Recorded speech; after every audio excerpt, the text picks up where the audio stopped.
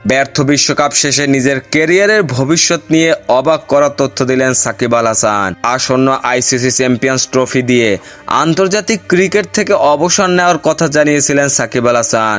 ফলে ধারণা করা হয়েছিল ভারতের মাটিতে হওয়া ওয়ানডে বিশ্বকাপ ও সদ্য সমাপ্ত টি-20-র বিশ্ব আসরই তার শেষ। কিন্তু বিসিবিকে দেওয়া এক সাক্ষাৎকারে আরও বিশ্বকাপ খেলার ইচ্ছার কথা জানিয়েছেন সাকিব আল হাসান। এবার নতুন করে নিজের ক্যারিয়ারের ভবিষ্যৎ নিয়ে সাবেক এই টাইগার অধিনায়ক কথা বলেছেন। মঙ্গলবার যুক্তরাষ্ট্রের মেজর ক্রিকেট লিগ এমএলসি খেলতে দেশ ছাড়েছেন সাকিব আল হাসান। তার আগে শাহজালাল আন্তর্জাতিক বিমানবন্দরে তিনি গণমাধ্যমের মুখোমুখি হন।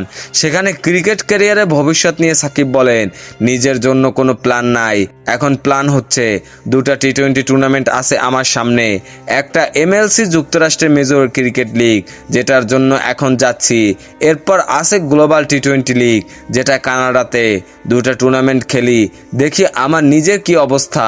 এরপর দেশের জন্য তো ইন্টারন্যাশনালে আছে পাকিস্তানের সঙ্গে টেস্ট সিরিজ। আপাতত প্ল্যান এতটুকুই, খুব বেশি আসলে প্ল্যান করিনি, নিজেরও বোঝার দরকার আছে। এখন আসলে ওই রকমের সময় নেই যে 3 বছর বা 4 বছর সময় প্ল্যান করার। আমার মনে হয় 3 মাস বা 6 মাসের প্ল্যান করাই বেটার। এর পরবর্তী প্ল্যানটা তারপরে। পাকিস্তান সিরিজ পর্যন্তই আপাতত প্ল্যান আছে। এবারের বিশ্বকাপে বাংলাদেশ গ্রুপ পর্বের 3 ম্যাচ জিতে সুপার 8-এ উঠেছিল। এরপর তাদের সামনে সেমিফাইনালে ওঠার সুযোগ আসলেও আফগানিস্তানের বিপক্ষে সমীকরণ মেলাতে ব্যর্থ হয় শান্ত সাকিবরা।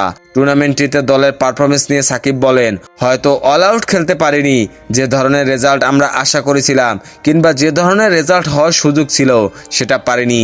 আমাদের হয়তো ইনিশিয়াল সুপার 8 টার্গেটটা পূরণ হয়েছে, সেদিক থেকে সফল। যে একটা অবস্থাতে ছিলাম সেই জায়গায় যাওয়ার সুযোগ ছিল, সে জায়গায় অবশ্য আমরা যেতে পারিনি, সে কারণে আমাদের জন্য একটু হতাশাজনক। কেন পারেননি এমন প্রশ্নের জবাবে সাকিব বলেন, সেটা তো বলা মুশকিল। আসলে আমি শিওর যারা আছে তারা ডিসাইড করবে, কোচ, ক্যাপ্টেন, টিমের আরও যারা আছে, ক্রিকেট অপারেশনস বোর্ড আরও যারা, সবাই মিলে আলাপ আলোচনা করবে কোন কোন সুবিধা অসুবিধাগুলো ছিল, সেগুলো নিয়ে ভবিষ্যতে যাতে আর ল্যাগিংস না থাকে তা নিয়ে কাজ করবে তারা। খেলাধুলার সকল আপডেট পেতে আমাদের ইউটিউব চ্যানেলটি সাবস্ক্রাইব এবং ফেসবুক পেজটি ফলো দিয়ে লাইক, কমেন্ট, শেয়ার করে আমাদের সাথে যুক্ত থাকুন। ধন্যবাদ।